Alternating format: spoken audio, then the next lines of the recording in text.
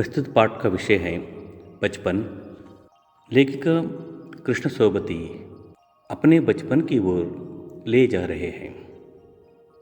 पाठ का विषय इस प्रकार है। मैं तुम्हें अपने बचपन की ओर ले जाऊंगी। मैं तुमसे कुछ इतनी बड़ी हूँ कि तुम्हारी दादी भी हो सकती हूँ, तुम्हारी नानी भी, बड़ी बुआ भी, बड़ी मौसी भी। परिवार में मुझे सभी लोग जीजी कहकर ही पुकारते हैं। हाँ, मैं इन दिनों कुछ बड़ा बड़ा यानी उम्र में सयाना महसूस करने लगी हूँ। शायद इसलिए कि पिछली शताब्दी में पैदा हुई थी। मेरे पहनने ओढ़ने में भी काफ़ी बदलाव आए हैं। पहले मैं रंग बिरंगे कपड़े पहनती रही हूँ, नीला, जामुनी, ग्रे, काला, चॉकलेटी। अब मन कुछ ऐसा करता है कि सफ़ेद पहनूं, गहरे नहीं, हल्के रंग। मैंने पिछले दशकों में तरह तरह की पोशाकें पहनी हैं। पहले फ्रॉक, फिर निक्कर वाकर, स्कर्ट, लहंगे, गरारे और अब चूड़ीदार और घेरदार कुर्ते। बचपन के कुछ फ्रॉक जो मुझे अभी तक याद है।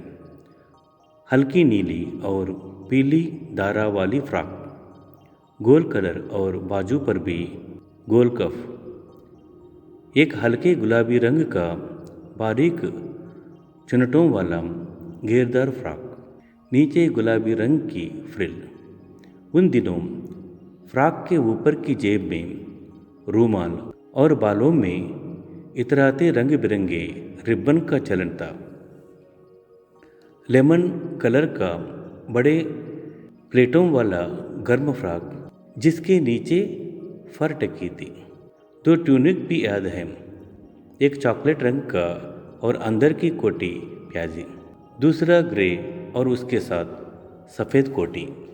मुझे अपने मोजे और स्टॉकिंग भी याद है। बचपन में हमें अपने मोजे खुद धोने पड़ते थे। वह नौकर या नौकरानी को नहीं दिया जा सकते थे, इसकी सख्त मनाही थी। हम बच्चे इतवार की सुबह इसी में लगते, धो लेने के बाद अपने अपने जूते पॉलिश करके चमकाते। जब जूते कपड़े या ब्रश से रगड़ते तो पॉलिश की चमक उभरने लगती है। सरवर मुझे आज भी बूट पॉलिश करना अच्छा लगता है। हालांकि अब नई नई किस्म के शू आ चुके हैं। कहना होगा कि ये पहले से कहीं ज़्यादा आरामदेह है। हमें जब नए जूते मिलते, उसके साथ ही चालों का इलाजा शुरू हो जाता। जब कभी लंबी सैर पर निकलते, अपने पास रुई जरूर रखते। जूता लगा तो रुई मोजे के अंदर। हाँ, हमारे तुम्हारे बचपन में तो बहुत फ़र्क हो चुका है। हर शनिवार को हमें ऑलिव ऑयल या कैस्टर ऑयल पीना पड़ता है। यह एक मुश्किल काम था। शनिचर को सुबह से ही नाक में इसकी गंध आने लगी। छोटे शीशे के गिलास जिन पर टीक खुराक के लिए निशान पड़े रहते, उन्हें देखते ही मितली होने लगती। मुझे आज भी लगता है कि अगर हम ना भी पीता वह शनिवार दवा तो कुछ ज़्यादा बिगड़ने वाला नहीं था, सेहत ठीक ही रहती। तुम्हें बताऊंगी कि हमारे समय और तुम्हारे समय में कितना दूरी हो चुकी है। यहाँ तक कि बचपन की दिलचस्पियाँ भी बदल गई हैं। याद रहे, उन दिनों कुछ घरों में ग्रामोफोन थे, रेडियो और टेलीविज़न नहीं थे। हमारे बचपन की कुल्फ़ी आइसक्रीम हो गई है, कचौड़ी समोसा पैटीज़ में बदल गया है। शहतूत और फालसे और खसखस के शराब कोक पेप्सी में। उन दिनों कोक नहीं, लेमनेड विमटो मिलती थी। शिमला और नई दिल्ली में बड़े हुए बच्चों को वेंगर्स और डेविको रेस्तरां की चॉकलेट और पेस्ट्री मज़ा देने वाली होती। हम भाई बहनों की ड्यूटी लगती शिमला मॉल से ब्राउन ब्रेड लाने की। हमारा घर मॉल से ज़्यादा दूर नहीं था। एक छोटी सी चढ़ाई और गिरजा मैदान पहुंच जाते। वहां से एक उतराई उतरते और मॉल पर कन्फेक्शनरी काउंटर पर तरह तरह की पेस्ट्री और चॉकलेट की खुशबू मनभावनी। हमें हफ्ते में एक बार चॉकलेट खरीदने की छूट थी। सबसे ज़्यादा मेरे पास ही चॉकलेट स्ट्रॉफी का स्टॉक रहता। मैं चॉकलेट लेकर कड़े कड़े कभी नहीं खाती, घर लौटकर साइड बोर्ड पर रख देती और रात के खाने के बाद बिस्तर में लेटकर मज़ा ले ले खाती। शिमला के काफल भी बहुत याद आते हैं, खट्टे मीठे, कुछ एकदम लाल, कुछ गुलाबी, रस भरे, कसमल, सोचकर ही मुंह में पानी भर आए। चेस्टनट एक और गजब की चीज़, आग पर भुने जाते और फिर छिलके उतार कर मुँह में। चने जोर गरम और अनारदाने का चूर्ण। हाँ, चने जोर गरम की पुड़ियाँ जो तब थी वो अब भी नज़र आती हैं। पुराने कागजों से बनाई हुई इस पुड़ियों में निरा हाथ का कमाल है। नीचे से तिरछे लपेटते हुए ऊपर से इतनी चौड़ी कि चने आसानी से हथेली पर पहुंच जाए। एक वक्त था जब फिल्म का गाना चना जोर गरम बाबू मैं लाया मज़ेदार, चना जोर गरम बाबू मैं लाया मज़ेदार, चना जोर गरम उन दिनों स्कूलों के हर बच्चों को आता था। कुछ बच्चे पुड़िया पर तेज मसाला बरकवाते। पूरा गिरजा मैदान घूमने तक यह पुड़िया चलती। एक एक चना पापड़ी मुंह में डालने और कदम उठाने में एक खास ही लय रफ्तार थी।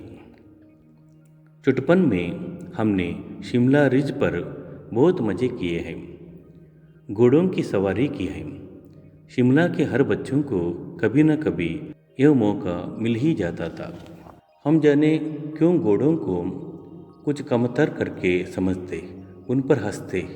ननिहाल के घोड़े खूब हष्टपुष्ट और खूबसूरत। उनके बाद फिर कभी शाम को रंग बिरंगे गुब्बारे, सामने झाकों का पहाड़, ऊंचा चर्च, चर्च की घंटियां बजती तो दूर दूर तक उनकी गूंज फैल जाती।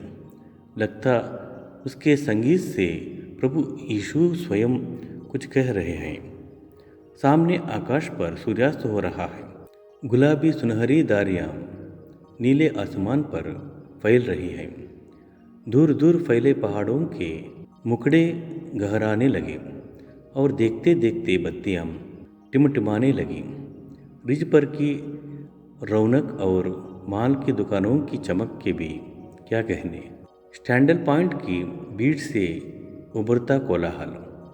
सर्वर सैंडल पॉइंट के ठीक सामने उन दिनों एक दुकान हुआ करती थी। उसके शोरूम में शिमला कालका ट्रेन का मॉडल बना हुआ था। इसकी पटरियाँ, उस पर कड़ी छोटे छोटे डिब्बे वाली ट्रेन, एक और लाल टीन की छत वाला स्टेशन और सामने सिग्नल देता खंबा थोड़ी थोड़ी दूर पर बनी सुरंगें। पिछली सदी में तेज रफ्तार वाली गाड़ी वहीं थी। कभी कभी हवाई जहाज़ भी देखने को मिलते। दिल्ली में जब भी उनकी आवाज़ आती, बच्चे उन्हें देखने बाहर दौड़ते। दिखता एक बारी भरकम पक्षी उड़ जा रहा है पंख फैलाकर। यह देखो और यह गायब। उसकी स्पीड ही इतनी तेज़ लगती। हाँ, गाड़ी के मॉडल वाली दुकान के साथ एक और ऐसी दुकान थी जो मुझे कभी नहीं भूलती। यह वो दुकान थी जहाँ मेरा पहला चश्मा बना था। वहाँ आंखों के डॉक्टर अंग्रेज थे। शुरू में चश्मा लगाना बड़ा अटपटा लगा। छोटे बड़े मेरे चेहरे की ओर देखते और कहते, आंखों में कुछ तकलीफ़ है, इस उम्र में ऐनक, दूध पिया करो। मैं डॉक्टर साहब का कहा दोहरा देती, कुछ देर पहनोगी तो ऐनक उतर जाएगी। वैसे डॉक्टर साहब ने पूरा आश्वासन दिया था, लेकिन चश्मा तो अब तक नहीं उतरा। नंबर बस कम ही होता रहा। मैं अपने आप इसकी जिम्मेवार हूँ। जब आप दिन में रोशनी को छोड़कर रात में टेबल लैंप के सामने काम करेंगे तो इसके अलावा और क्या होगा। हाँ, जब पहली बार मैंने चश्मा लगाया तो मेरे एक चचेरे भाई ने मुझे छेड़ा, देखो देखो कैसी लग रही हैं। आंख पर चश्मा लगाया ताकि सूझे दूर की यह नहीं, लड़की को मालूम सूरत बनी लंगूर की।